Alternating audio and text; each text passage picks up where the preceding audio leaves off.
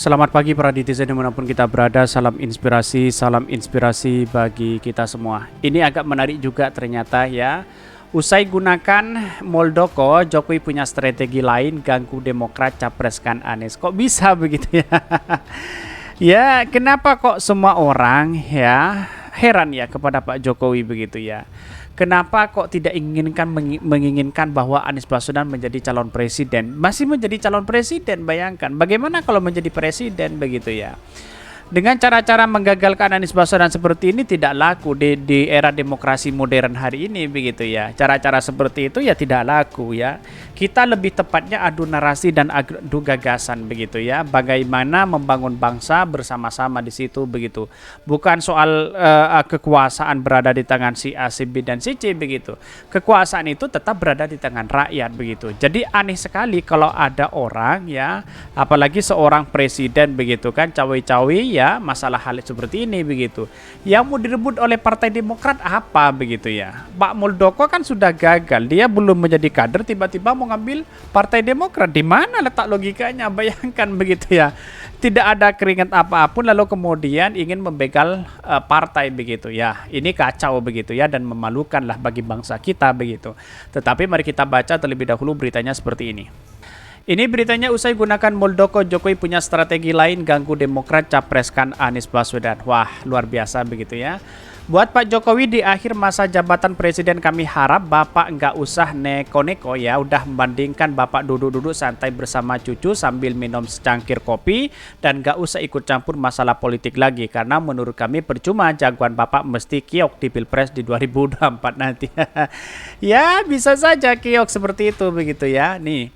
Bahkan ini, benarkah Anies Baswedan tak terbendung lagi? Indikasinya satu, setiap ya saat LBP ingin jumpa SP dengan berbagai tawaran termasuk Capres Anies. Dua, Presiden ikut cawe-cawe Capres ya.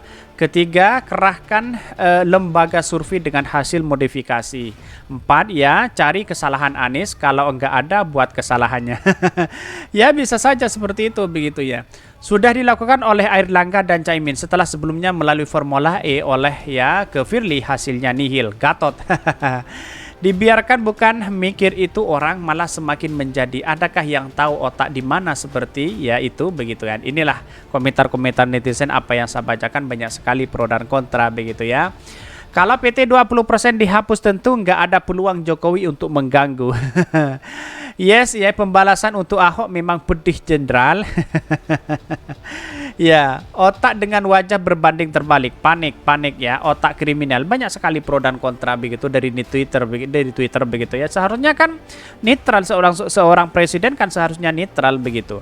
Dan bahkan seolah yang disalahin kok Pak Jokowi. Kalau sampai Demokrat ganti haluan, Demokratnya aja yang payah. Emang bocah ya, diiming-imingi permen langsung lulus. Siapa begitu Partai Demokrat tidak tergiur sedikit pun begitu kan ya. Apalagi ditawari menjadi cawapres yang lain begitu. Banyak sekali begitu ya.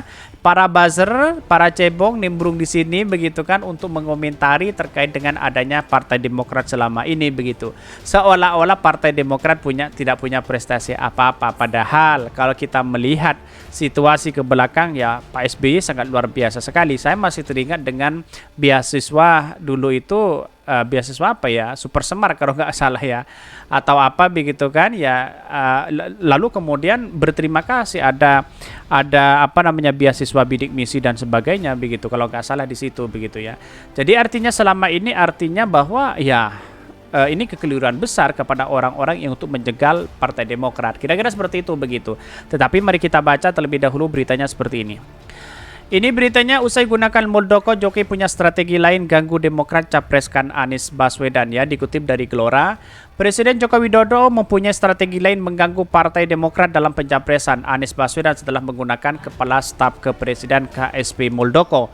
Bahkan hal ini terlihat melalui komentar pengamat politik Rocky Gerung ya, mengatakan ketika melihat ratusan kader Demokrat mundur di sejumlah daerah. Bahkan menurutnya, mundur ratusan kader Demokrat menjadi bukti kecil adanya desain untuk melucuti fungsi partai yang mengusung Anies Baswedan saat itu. Bisa saja seperti itu begitu kan ya. Diiming-imingi dengan berbagai hal lalu kemudian dia mundur. Bayangkan begitu ya. Gimana ya, kita harus pertanyakan sebagai kader Demokrat begitu yang militan dan solid begitu ya. Atau jangan-jangan tidak mendapatkan apa-apa di situ begitu ya. Kita harus eksis dulu, harus bekerja dulu kan seperti itu logikanya begitu. Jadi artinya selama ini bagi partai-partai yang bagi kader-kader yang kemudian loncat sana loncat sini yang kemudian tidak punya tidak punya legitimasi dalam sebuah kader ya ngapain juga di situ begitu dalam artian ya emang partai-partai ini dijadikan sebagai alat begitu ya untuk menjadi kuasa, bukan begitu ya. Kalau dia militan sekali mempertahankan posisi seorang kader, ngapain kita masih loncat sana sini seperti Ferdinand loncat ke Partai Gerindra begitu, apalagi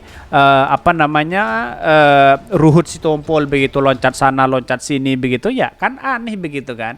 Ya apa yang ia mau cari begitu ya? Ya seharusnya menjadi kader militan itu di situ, kecuali memang dipecat begitu ya. Bahkan melucuti fungsi Partai Demokrat yang mengusung Anies itu tanda dasarnya jadi kelihatan begitu ya. Kalau soal hukum ya nggak berat lah, sambung Rocky Gerung. Bahkan lebih lanjut Rocky menilai pembahasan peninjauan kembali PK yang diajukan Muldoko ke Mahkamah Agung tidak mungkin ia mempunyai kekuatan untuk menang.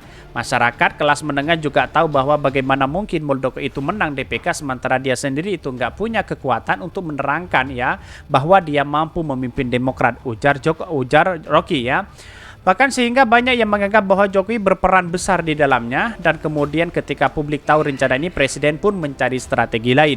Jadi dianggap bahwa yang Muldoko pasti disuruh Jokowi. Nah Jokowi mungkin merasa sudah terlalu jauh ya. Orang yang udah tahu ucapnya dikutip dari ya YouTube Rocky Gerung ya official. Bahkan dia mengatakan Jokowi mungkin cari strategi lain yang bisa ya kalau ya bisa tokoh-tokoh potensial Demokrat yang berbagai daerah terutama di wilayah-wilayah lumbung suara Jawa Barat misalnya Jawa Timur bolehlah sogok untuk pindah. Bisa saja seperti itu begitu ya. Apakah seperti ini begitu kan? Dengan loyalitas yang luar biasa dibesarkan oleh Partai Demokrat, akhirnya banyak kader yang keluar di situ. Kalau nggak salah ada 20 orang begitu ya. Kalau dia menginginkan dengan satu persatu seperti itu, pasti ada yang masih mendaftar 1.000 orang begitu. Hilang satu, tumbuh 1.000. Kira-kira kan seperti itu logika kita begitu. Jadi kan aneh ya, perlu dipertanyakan loyalitas sebagai seorang kader di situ begitu. Ngapain masih keluar di situ kecuali memang partainya tidak produktif begitu. Tetapi melihat bagian dari ini ya inilah demokrasi kita, ngapain masih loncat sana sini begitu kan ya. Ya, dia kan memulai dari masuk ke partai yang baru belum tentu juga punya posisi yang strategis seperti apa yang dilakukan oleh Partai Demokrat kan begitu logikanya begitu. Jadi kalau memang ada kader yang kemudian sana sini terus kemudian loncat sana sini tidak konsisten ya berada di kader ya bisa saja seperti itu begitu. Jadi dalam artian perlu dipertanyakan sebagai seorang menjadi anggota partai di situ begitu. Ya siapa yang mau menerima, mau masuk partai yang mana begitu kan ya. Tetapi kan punya rekam jejak yang luar biasa begitu. Dianggap sebagai kutu loncat begitu ya. Dan bahkan menurut saya pribadi ya selama ini bisa saja apa yang disampaikan oleh Rocky Gerung itu bisa benar begitu ya. Yang katanya bisa saja kader-kader yang di bawah disogok di situ begitu kan. Tapi yang mau nyogok uangnya dari mana kan begitu logikanya begitu ya. Mungkin itu yang kami sampaikan. Tonton terus channel Hodari Podcast Rakyat ini karena ada berita-berita menarik dan viral setiap harinya. Salam para netizen, salam inspirasi bagi kita semua. Jangan lupa di subscribe channel YouTube Hodari Podcast Rakyat ini.